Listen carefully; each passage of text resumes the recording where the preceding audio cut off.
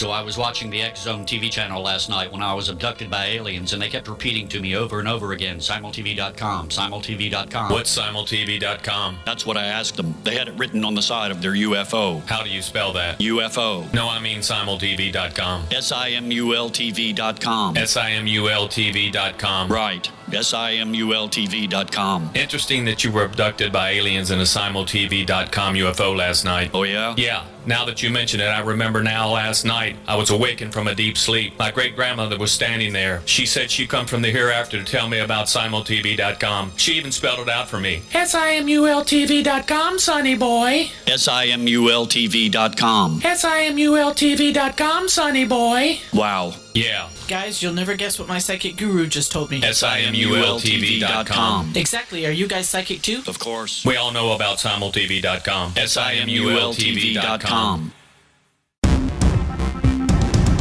The views, opinions, and conclusions expressed in the following program are those of the host, guests, and/or callers, and not those of Relmar McConnell Media Company, our corporate divisions or entities, the X Zone Broadcast Network, Simul Radio, Simul TV, our staff, management, advertisers, broadcast affiliates, and affiliated broadcast networks.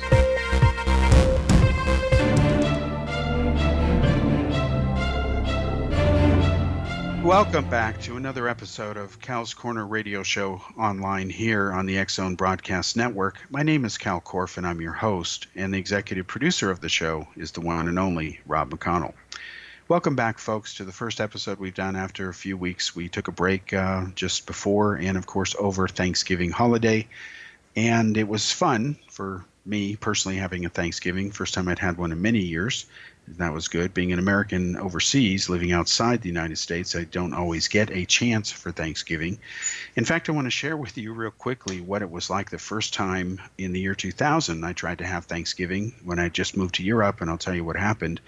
Basically, I was really happy in a city like Prague to find a store that had American-sized turkeys because, you know, I like a big turkey, and of course it to last several days after the Thanksgiving Day feasts. And what I wanted to do was, you know, carve it up for my friends and family and things like that. And here we are. I buy the turkey. I'm happy with the size and weight of it. The price was fantastic. It's frozen. Found a fantastic meat shop in the diplomatic area of Prague, in the Davicka area in Prague 6. That's where I lived at the time.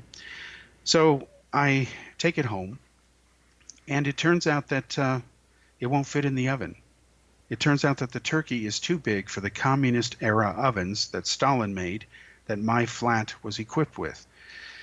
So now I had to take this turkey and cut it in half, and after cutting it in half, I could put it in sideways and it fit in, half of it.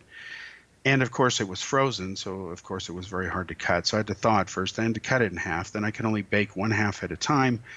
And that, of course, just completely destroyed the Thanksgiving. It was still delicious, but thank God I've only had one Thanksgiving like that. This time it wasn't like that at all. Only this time I didn't overeat. So I've been losing a lot of weight lately the natural way, so happy to do that. Anyway, I'm glad everybody had a Thanksgiving. Good Thanksgiving. Anyway, this week people are mourning the death of President George H.W. Bush, Herbert Walker Bush, who is the father, of course, of President George W. Bush. And it's interesting to see the reaction by the politicians across the spectrum to Bush's death, as well as the general media, who they didn't always like him, let's be honest. And then, of course, the reaction from young people today, most of whom that I've spoken to don't even know who he was. And I find that to be inexcusable, even if you don't like history. And most people I know, unfortunately, don't like history. I don't understand that. I love history. I don't understand why people are not interested in knowing what has happened in the past. It makes no sense to me, but apparently most people aren't interested in history.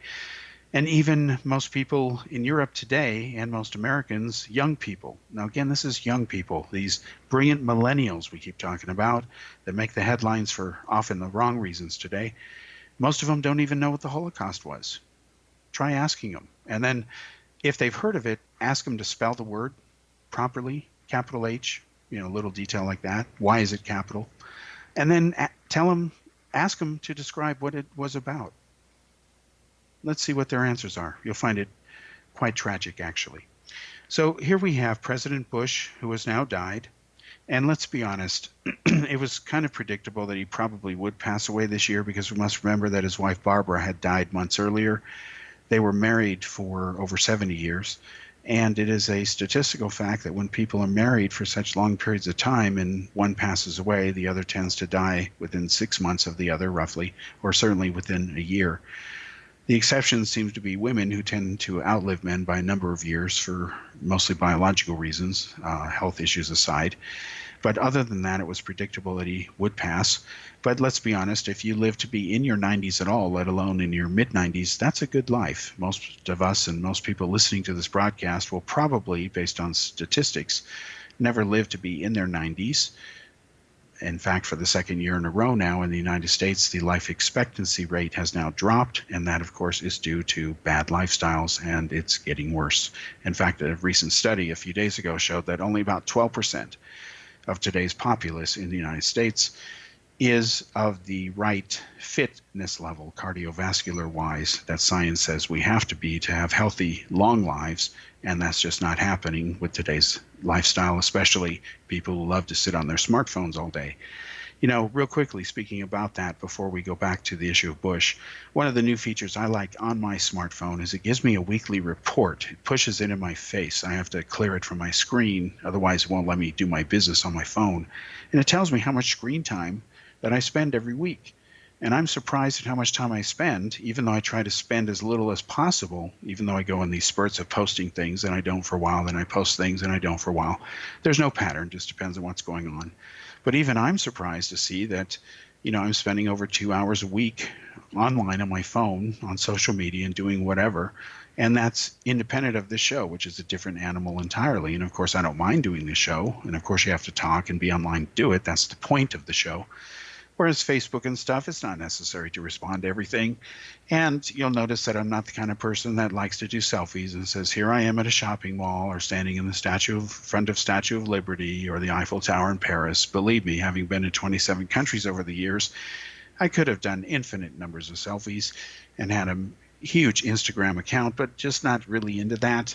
In fact, a lot of the reason I'm even online is because a late friend of mine had set that up for me and told me I really need to do it. He was right, couldn't argue with him. So here I am, take it or leave it. Anyway, getting back to something much more important, President Bush. The thing that really strikes me in contrast about his death is, of course, Ronald Reagan was the last president who died before Bush.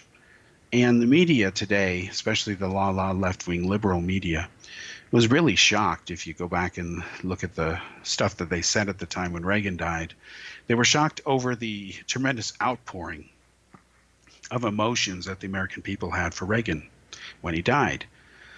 We weren't supposed to be that kind of a country. Well, it turns out we were. We were even more so than the media ever gave Reagan any credit for. So we owe a historic thank you, or a legacy, if you will, to both Ronald Reagan and, of course, his successor, George Bush, because both those men made a point to do something that most people today just don't think about. They're not grateful for. They don't think it concerns them, and they couldn't be more wrong about this issue than humanly possible. They're completely wrong. They're not grateful, or they don't even think about the fact that Reagan and Bush ended the Cold War. They don't think about where the world would be today if the Cold War was still raging. Well, if the Cold War was still going on, the odds are the world wouldn't be here today. It would have destroyed itself. We would have destroyed ourselves, the human race, in a nuclear holocaust.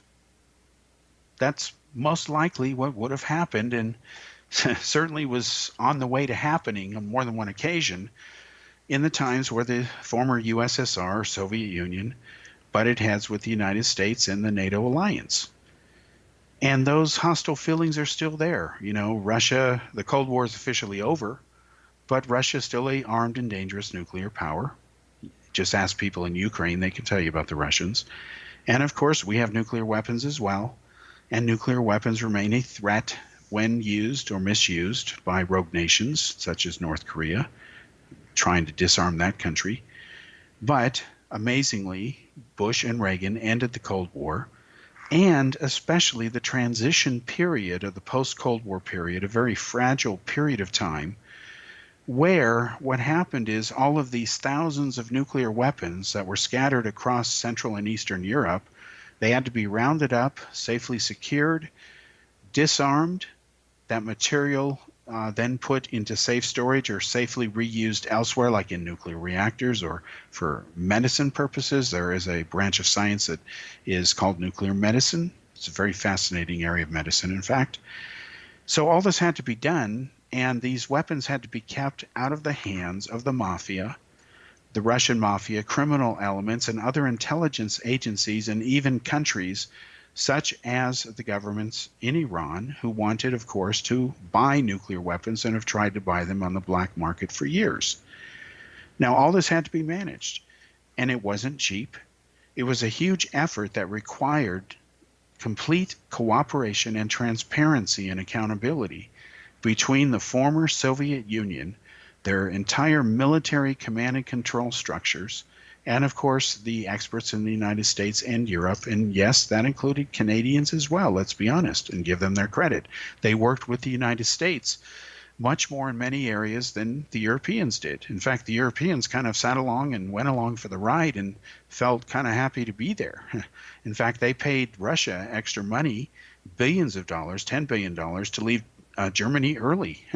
They were in a hurry to get this done. They wanted the Americans and the Canadians to sort out the details, just like Europeans tend to do, punt the core of the problem down the road, let someone else deal with it, and they can, deal with the periphery. And that's exactly what happened. So Bush, when he was president, managed this. And I remember when I was working at Lawrence Livermore Lab, there was a controversy over Bush because people criticized him for being lame on foreign policy. I'll never forget the time that they were criticizing him specifically for stalling for time, quote unquote, or trying to stall for some reason. They couldn't pin it down as to why he wasn't signing some treaties that had been effectively nailed down and agreed to between Reagan and Gorbachev. And of course, as Reagan's successor, he was going to sign these, and he was expected to do it. He indicated no problem after he succeeded Reagan, but yet the work still wasn't done. So what was Bush's problem? Well, it had to deal with something the CIA knew, and Bush, being the former director of the CIA, knew that the Russians didn't know that we knew, meaning the U.S. government. And it was because of that rare piece of intelligence, which I'll share with you after the commercial break here, that Bush deliberately stalled Gorbachev out for 18 months total in the first part of his new administration, so that he would achieve a nuclear arms reduction treaty that has never been beaten since. That has been the best deal ever since. And I'll share you those secret details after the commercial break here. We'll be right back.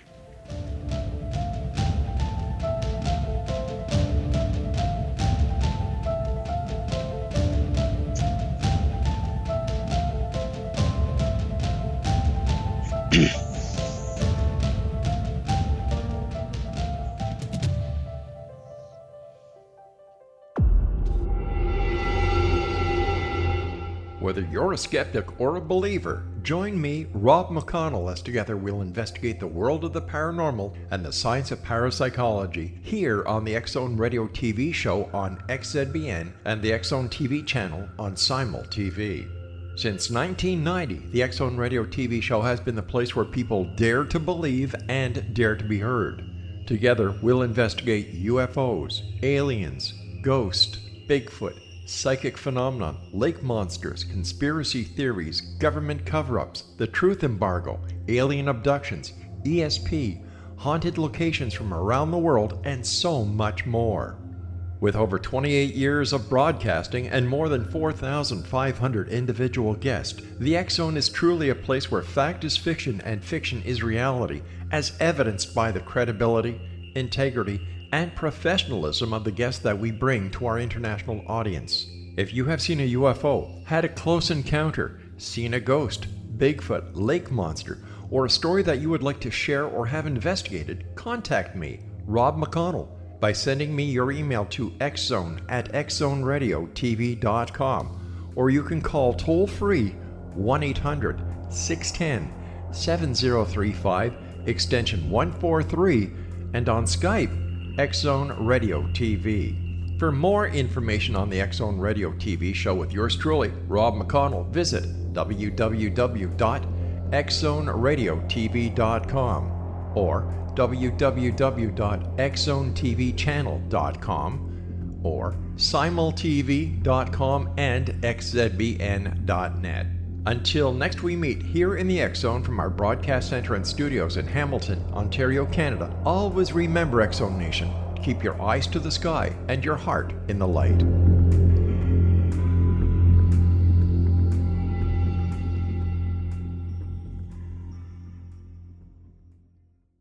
The new nonfiction book, Razor of Madness, is similar to cult movies like Clockwork Orange, Dragon's Tattoo, or The Other Side of Hell. Wayne Morin Jr. and Thomas Lee Howe will expose widespread and systematic deficiencies in this thought-provoking tell-all novel. Mind control rages among scholars in law schools. Human rights are ignored while thought reform and mental manipulation are accepted practices used as behavior modification. Dr. Louis Jolyon West comes to mind. Media and public scrutiny shows that United States mental hospitals are in fact destructive murder industries. Razor of Madness expose novel details this epidemic through an in-depth professional and personal investigation. For decades, there has been a revolving door policy that still releases killers and pedophiles back into society. The maestro of mind control continues to haunt America to this very day. Razor of Madness is available in paperback or as a downloadable ebook at Amazon.com.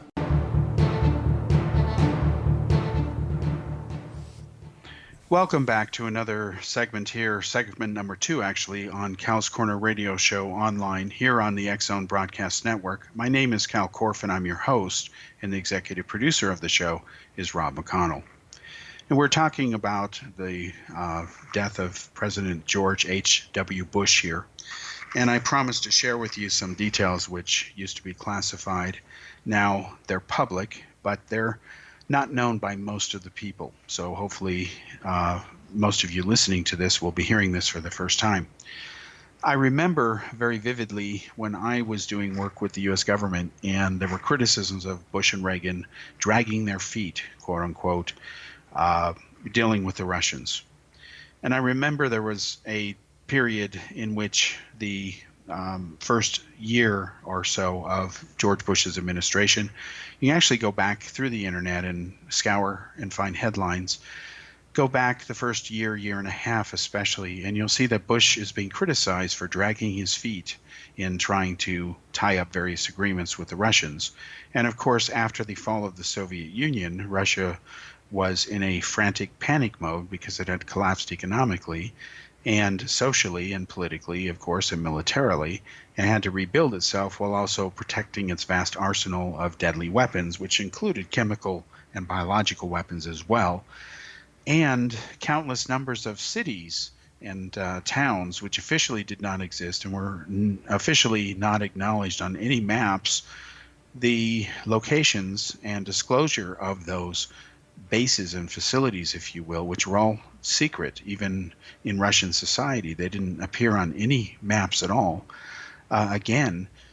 These all had to be dealt with and cleaned up and handled responsibly as part of winding down from the Cold War. And I'll never forget what happened at that time. I remember years later when I moved to Europe, I was actually going to Poland, and I actually visited 2 cities that officially did not exist. They were cities which were later revealed after the fall of the Soviet Union. That's when I got to go there as a journalist. But originally these were cities that were built by the Nazis in Germany, by the Nazis from Germany in World War II. They were built in neighboring Poland after Poland had been conquered by the Nazis. And these were secret facilities that Hitler's Wehrmacht had been using for building and servicing large divisions of Panzer tanks. These were 2 main facilities where the armor would be pouring out into the east and central parts of Europe for his invasion plans, which would later include Russia.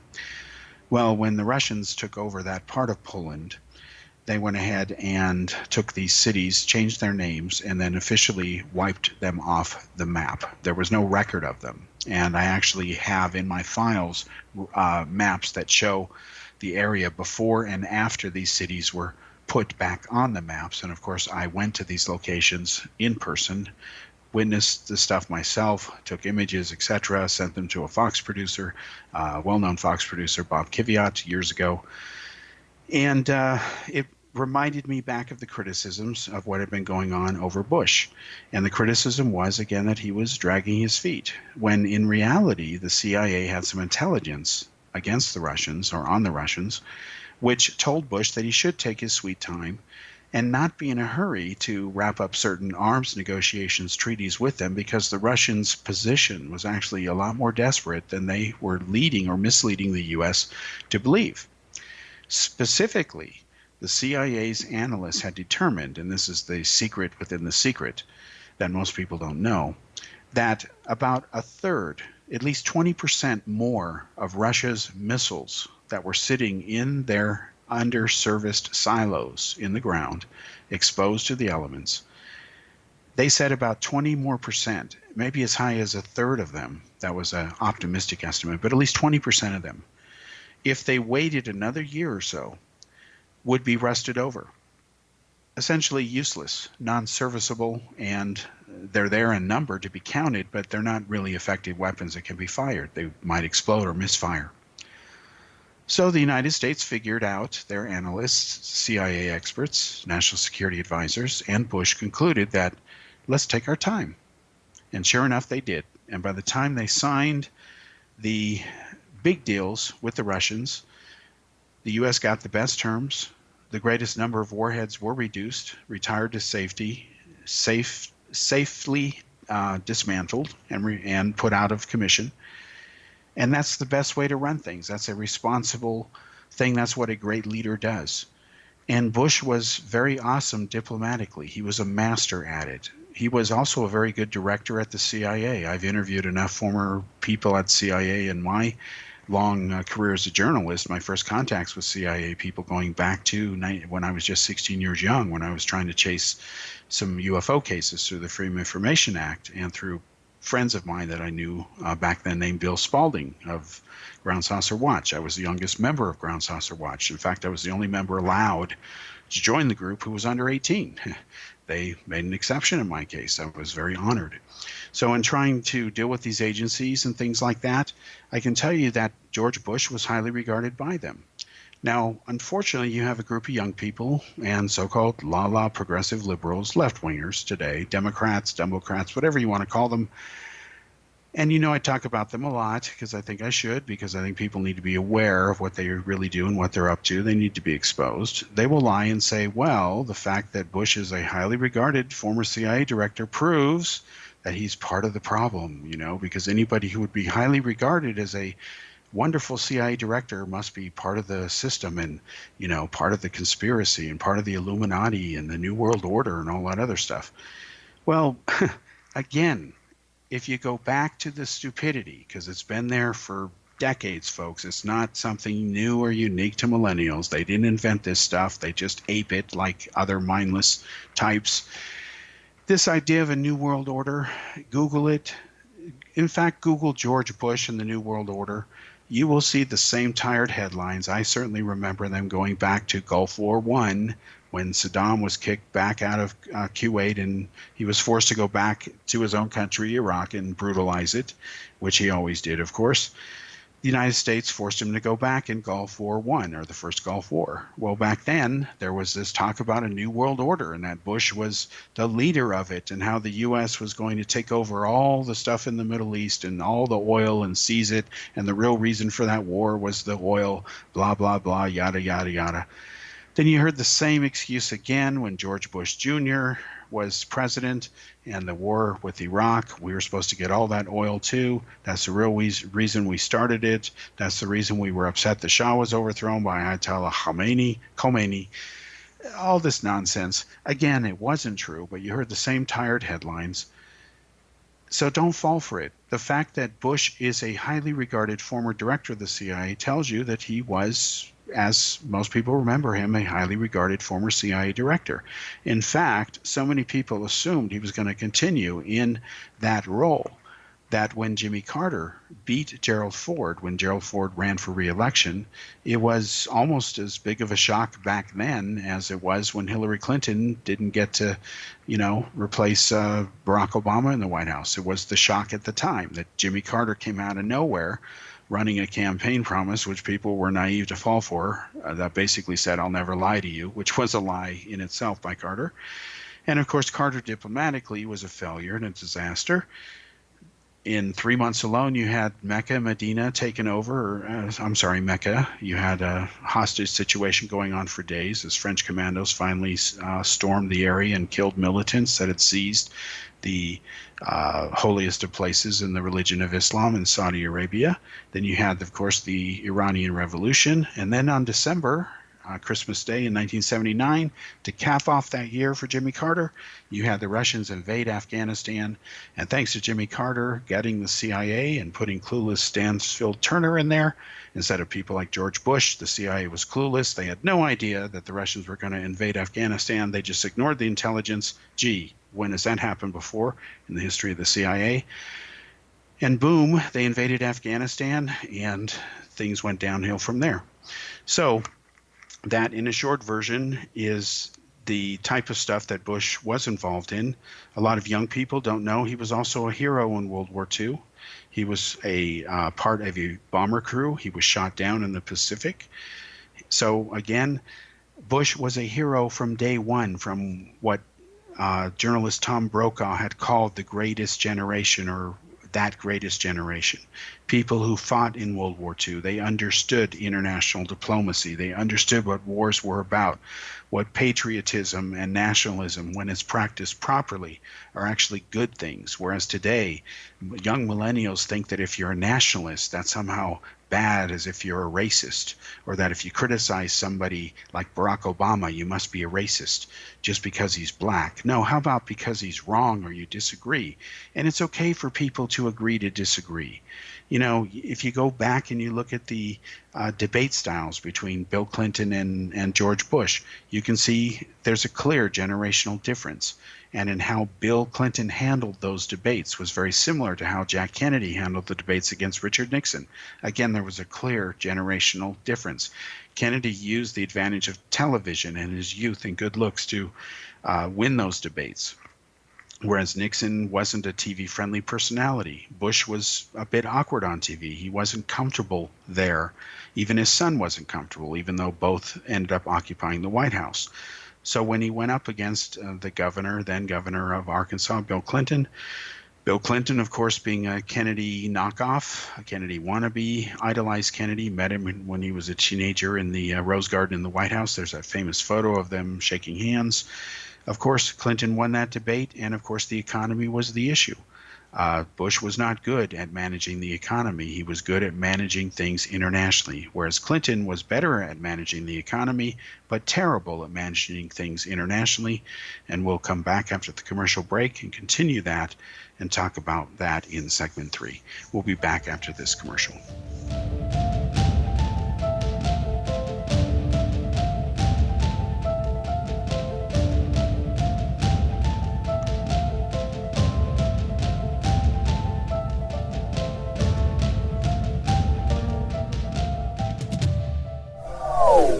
They are here, and they've been here for thousands of years, making their presence known in the shadows. They might be seen by a lonely motorist on a deserted road late at night, or by a frightened and confused husband in the bedroom he is sharing with his wife. But who are they? What do they want? Why are they here? Perhaps most concerning, has the government been aware of their presence all along? The new book by Ellie Marzulli, UFO Disclosure, the 70-year cover-up exposed, delves into the world of UFOs. Can full disclosure be soon?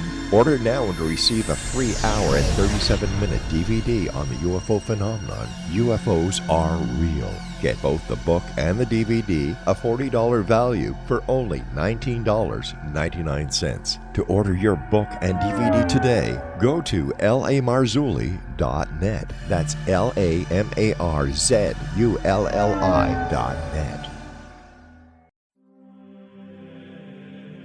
Rob McConnell here, presenting an overview for Nicholas Paul Jennings, author of a fascinating book, Amen. It presents facts revealed by Egyptologists, facts that enable us to understand why Amen is the beginning of creation of God. It provides recommendations for religious leaders of the major religions to unify their beliefs and teach the Word of God. Love one another. Amen informs people how mankind conceived God. It was the Egyptians that developed the concepts of a soul, a hereafter, and Son of God. And finally, after the worship of many gods, they conceived the belief in one universal God, the maker of all there is. For more information, visit www.futureofgodamen.com. That's www.futureofgodamen.com.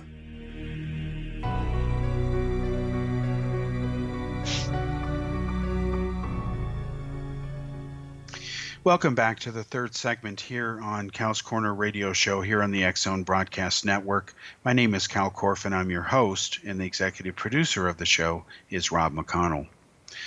Now, we're talking about the death of President George H.W. Bush. We were also talking about how he was a highly regarded CIA director. He was CIA director for 1 year. He was, because of his long-standing connections with the CIA, he was in a perfect position to be vice president of the United States, and was able to get a lot of stuff done even when he was president of the United States, such as look at the incredible number of nations he put together in a coalition to line up against former Iraqi genocidal dictator and tyrant Saddam Hussein in the first Gulf War. His son finished that off in the second Gulf War, toppled Saddam Hussein, and there are mixed reactions and views over that. Let's distinguish between the act of what his son did versus what his father did, which was not to go into Iraq and destabilize it further. It had already been destabilized enough when Saddam Hussein was driven out of Kuwait. Now, I will tell you that I want to start this segment by getting a little bit on a soapbox here, metaphorically speaking. Now, again, I think all of us, if we were to write the names of our closest friends down, and we were to ask them, and we were to say which ones like history and which ones don't, most of the people, at least I know, and most people that I know that they know, would say that they don't really care for history. Yeah, certain things in history might be interesting, whatever. But overall, they don't really care about history.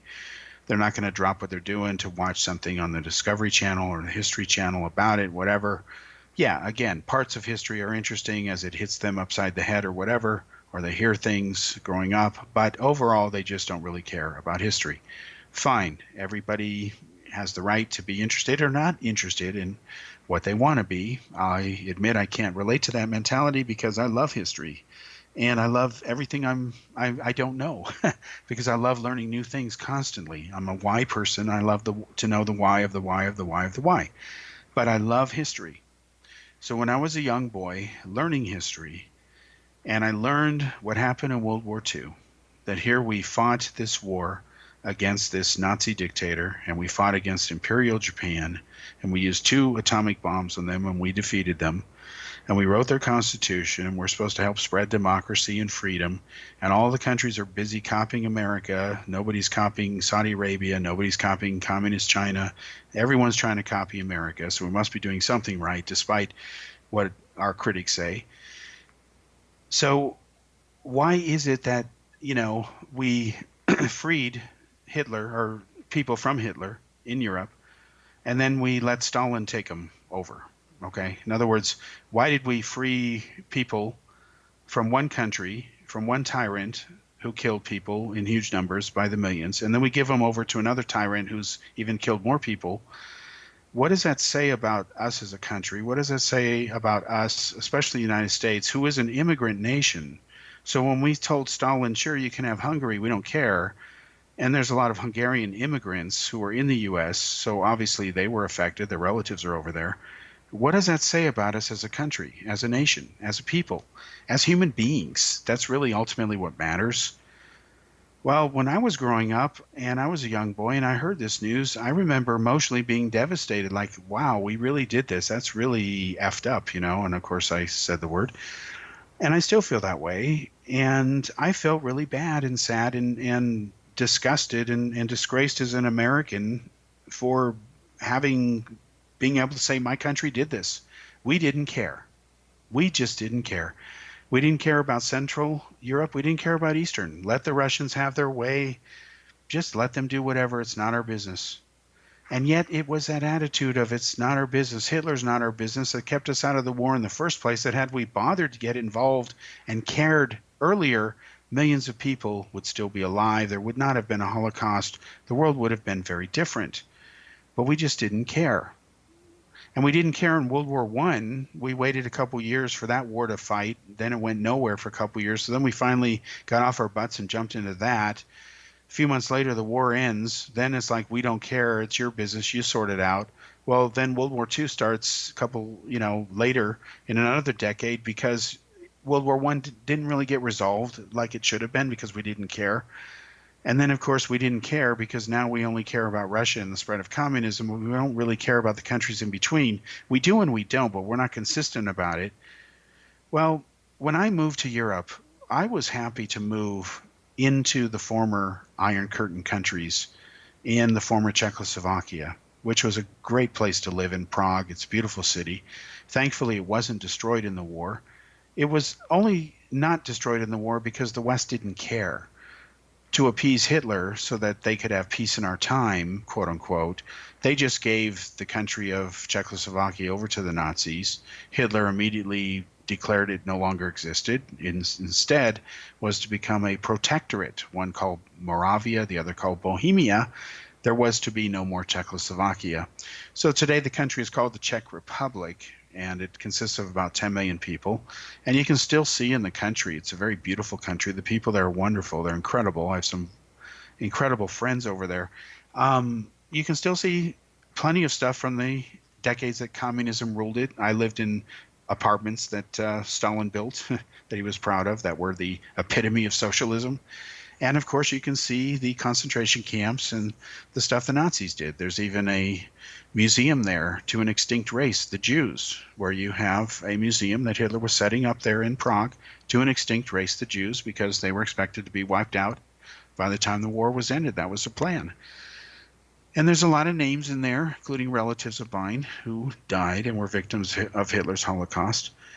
And today what's really sad is, although I wasn't old enough to actually experience that stuff firsthand, at least I can appreciate it as much as a person who actually ended up living over in that part of the world, being in love with history and researching it, down to the point where I even found relatives I didn't even know I had that had been survivors of some of this stuff, who had the same last names, all during the 10 years I was there. It was incredible exploring and pursuing this research, historical research through all these different countries.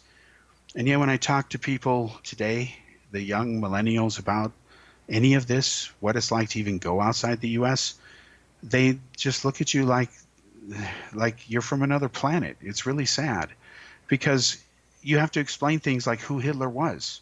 Yeah, they've heard the name before, but they don't really know who Hitler was from I really understand how bad he was viewpoint.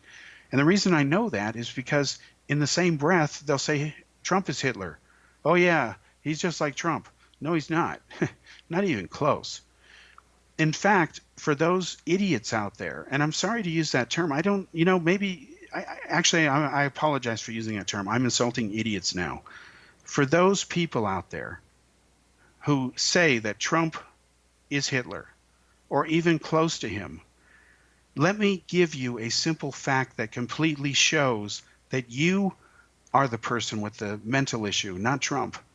You're the one who doesn't understand common logic, basic common sense, basic decency 101. In fact, I'm not even sure your IQ is in double digits. Let me prove it. If Trump were Hitler, do you think for a moment you'd be alive to even criticize him, let alone put in writing or talk on TV the crap that you do, that you pass off for news? No, you wouldn't. You might get away with one broadcast, but that would be it. Because if Trump was Hitler, you'd be dead, or you'd be in a concentration camp, streamed live on Facebook or Fearbook or whatever you want to call it, okay? But it isn't happening. Instead, you get to bash him every night. You get to say the most ridiculous, filthy things about him because you've got the right to free press. but you don't have the right to lie, but you do anyway. And you lie through these exaggerated so-called comparisons, which are really comparisons, as in capital C, capital O, capital N, parisons. They're cons. They're con jobs. They're not real. It's BS, bullschlacken, okay? That's what you do. So the moment anybody drops the N-word, the Nazi word with Trump and the Republicans, game over. They have shown that they just don't know what they're talking about. And ask them the question, well, if he's like Hitler, how can we be having this conversation? How can you have it tomorrow with anybody you want if he's Hitler? How come they're not arresting you and shutting you up and gassing you, burning you in an oven in Auschwitz? How come? In fact, where are his Nazis that guard him? I haven't seen an SS guard uniform one. In fact, his daughter's Jewish. How many Jewish daughters did Hitler have? It goes downhill from there. So don't fall for these ridiculous arguments. They're ridiculous. They're stupid. In fact, I don't even know a word that shows how stupid they are. They're beyond stupid. You need a modifier to add to the word to even come close to expressing how stupid it is, because I honestly don't know of a single word that expresses how dumb this is. But yet, look at the headlines, look at the media, look at what millennials say, and yet a lot of people hearing this, they don't say anything. They're not thinking, well, he's wrong because Hitler was whatever. This weird thing goes on where they just let the remark pass, even though they may know a bit more about Hitler than the millennial does, because he or she is clueless, obviously, otherwise they wouldn't be saying this. But yet you have someone who's slightly older who knows a bit better, but they still don't say anything. You don't take them to task. Yet I'm from a generation where you say, whoa, stop right there, game over, pause, time out, whatever. Let's talk about this. That's not true. And we get in your face and we agree to disagree, worst case, and fine. That's just part of life. Nobody needs their safe space. Nobody calls a lawyer. Nobody says, oh, here hurt my feelings because of whatever. We just agree to disagree. That's the way it should be. And George Bush was one of those politicians. He's not like a Barack Obama where he tried to please everybody and ended up pleasing nobody. We'll be back after this commercial break.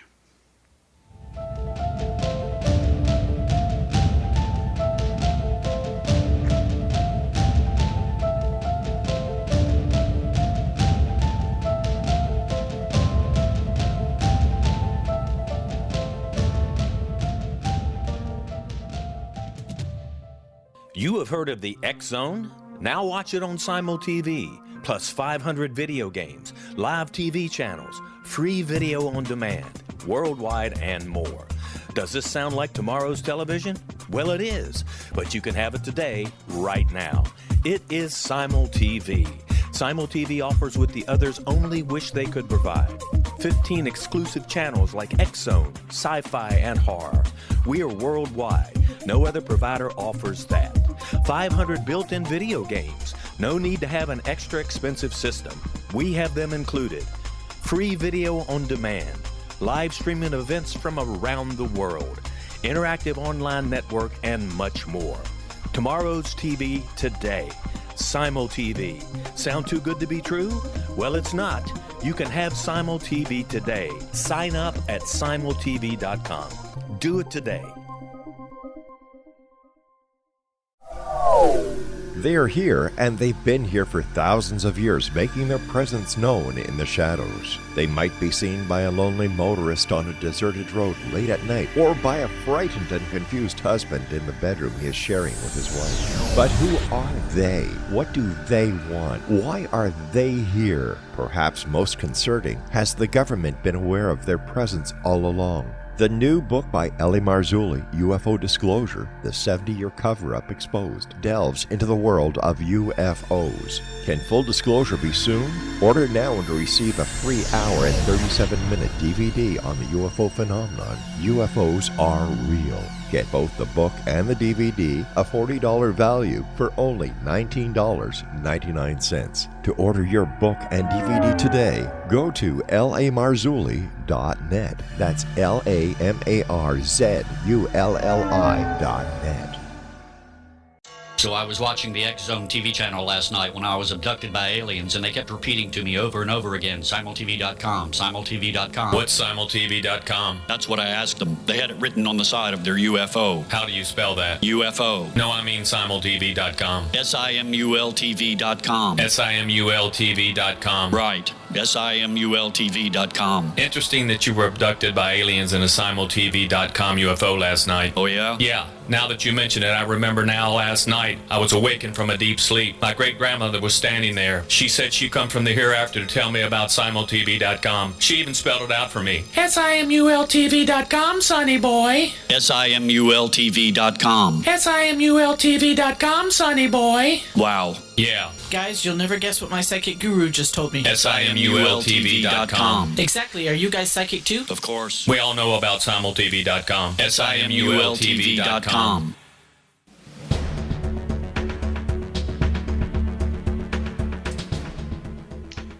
Welcome back to the fourth and final segment here on Cal's Corner online radio show here on the X Zone Broadcast Network.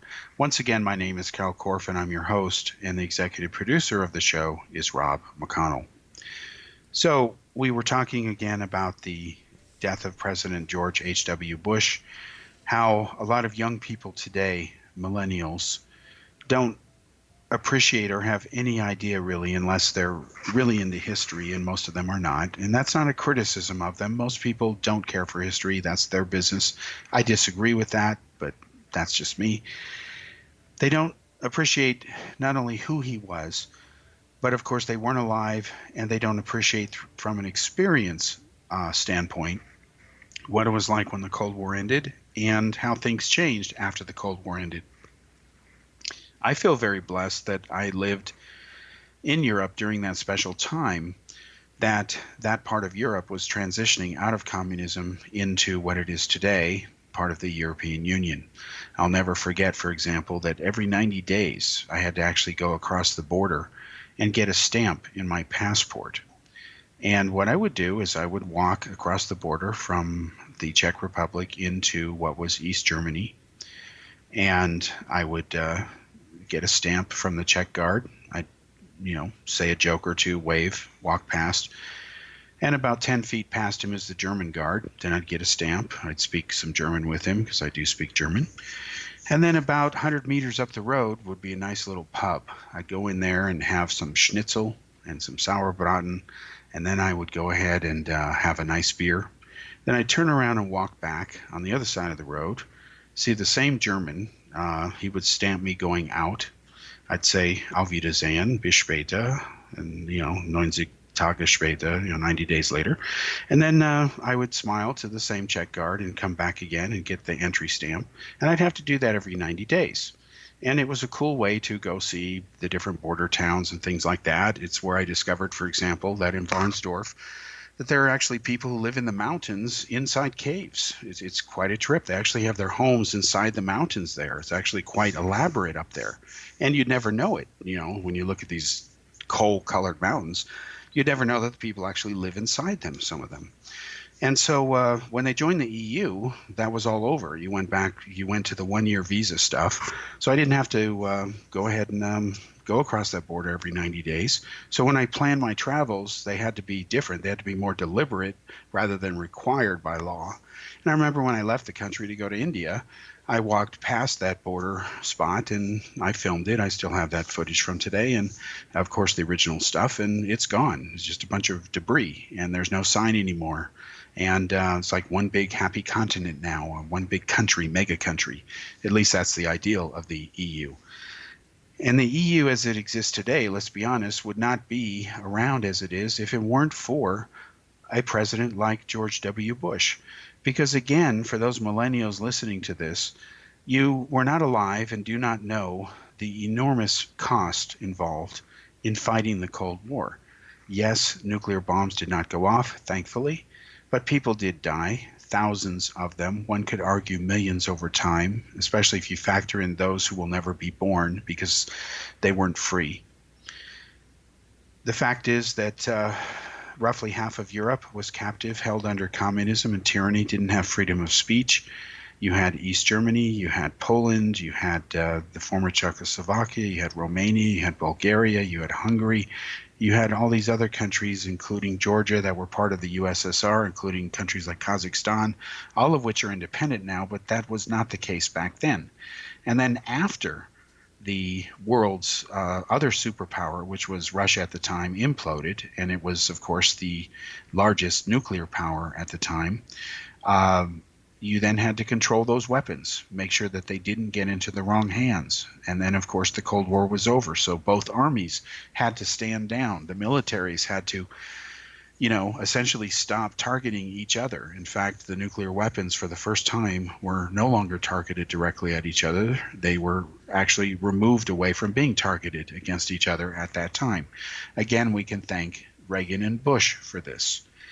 And then, of course, reducing the number of nuclear weapons and then putting that material to other use. Again, we can thank Bush for handling this. And then Bush unexpectedly loses the re-election, and Clinton beats him. And the issue is the economy. Americans are thinking about the economy. Well, it turns out that Bill Clinton was in the right place at the right time. And this is not to criticize Clinton, but let's be blunt. If Bozo the Clown had been president when Bill Clinton was elected, after the first few years of the Cold War having ended, he wouldn't have had to have been an economic genius to appear as if he was an economic genius, because a lot of money, ultimately trillions of dollars, was no longer being spent on the defense-related industries related to the Cold War because it wasn't going on anymore. So the economy had some extra cash and economic viability that wasn't there before. And of course, at the same time, the dot-com boom was starting to explode.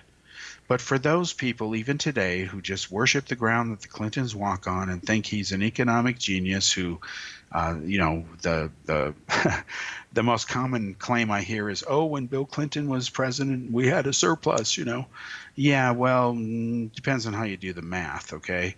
First of all, you have to remember that it was the Republicans who reined in the spending. It wasn't the Democrats. And I'm not a pro-Republican by any means, but let's be honest, they're the ones that kept some of that in check, a lot of it in check. Secondly, you have to remember that by the time Bill Clinton left office, which is what ultimately matters, folks, is what condition you leave the White House in and the country in when you leave, hello. That's how Barack Obama got in there, because George Bush left it in terrible condition economically, especially. So, of course, Obama got elected. He inherited a mess. So what happened is Bill Clinton left the economy in a recession. The last recession that occurred was the dot-com bubble burst. You can Google it. Remember companies like Red Hat? Well, check their stock before it burst, after the dot-com bubble burst, versus after. I hope you weren't a stockholder at that point, and hope you sold your shares in time, because the whole thing went under. Yeah, well, Bill Clinton left the country in the biggest recession at that time, up to that time, after the Great Recession. It has since been topped by the one that Bush left. But the point is, Clinton, put his pants on one leg at a time, just like everybody else, and he benefited especially from the fact the Cold War was over. Now, this fact, once you factor it in, kind of puts Clinton's legacy in a different perspective, because, let's be blunt, I'll use a little politically correct English here, which I don't like to do. You have to have special talent to screw up an economy that benefits from the Cold War ending, which was the most expensive war ever fought, even more than World War II, and one combined, all the wars combined, America ever fought. The most expensive was the Cold War. You have to have very special talent to screw up an economy that benefits from that most expensive war ever fought ending, and you still, and the dot-com thing exploding, the internet taking off, and you still end up leaving the world's only superpower with a recession. Wow, that is the same kind of special talent that the Democrats have. And of course, this was the Democrats who did it. Clinton's a Democrat, and I often call them dumbocrats because they do dumb things. It's a scientifically accurate term when I use it. Look at this power they had when Barack Obama took power in the White House. They had a supermajority. They owned Congress, the Senate, the White House. 2 years later, supermajority gone. It takes special talent to have all the marbles in your own basket and then you screw it up. And of course, they lost all their power when Trump took over. Okay? And now they've got some of it back, but it wasn't this really big blue wave. It was more like a blue splash. And of course, during the midterms, things are going to change. I mean, do the math here, folks. When you have the entire Congress, essentially 454 seats up for re-election, all of them, the odds are you're going to pick up at least 20, 30, 40 seats. Doesn't matter if you're one of the two parties. That's in statistical probability. It would be unusual if you didn't.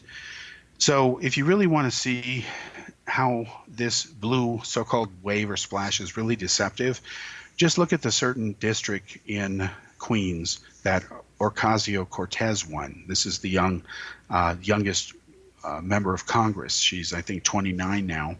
She's been elected to Congress. She represents a small area that has Queens in it, and I think part of Manhattan. I may not be sure of that second part. It's the same area where Amazon.com is moving into, which is hysterically funny because she's a socialist, a hardcore socialist. So she hates companies like Amazon.com because they're evil, vile, capitalist countries in her mind. So guess what? Their new headquarters are coming to roost in her district. So she's going to be their representative.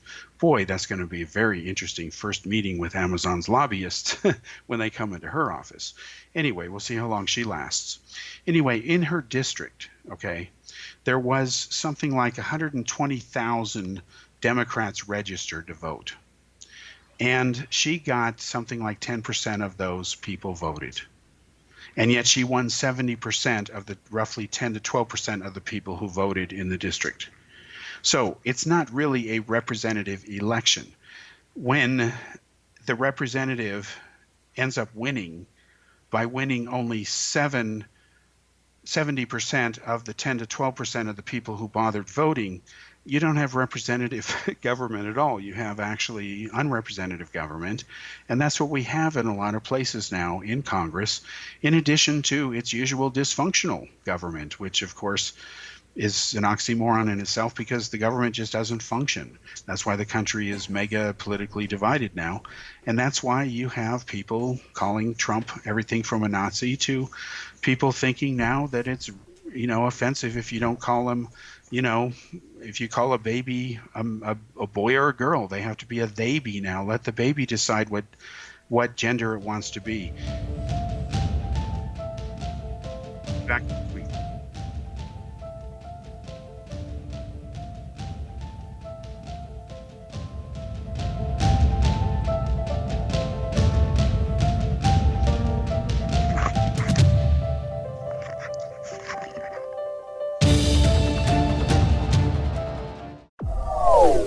They are here, and they've been here for thousands of years, making their presence known in the shadows. They might be seen by a lonely motorist on a deserted road late at night, or by a frightened and confused husband in the bedroom he is sharing with his wife. But who are they? What do they want? Why are they here? Perhaps most concerning, has the government been aware of their presence all along? The new book by Ellie Marzulli, UFO Disclosure, the 70-year cover-up exposed, delves into the world of UFOs. Can full disclosure be soon? Order now and receive a free hour and 37-minute DVD on the UFO phenomenon. UFOs are real. Get both the book and the DVD, a $40 value, for only $19.99. To order your book and DVD today, go to lamarzulli.net. That's LAMARZULLI.net.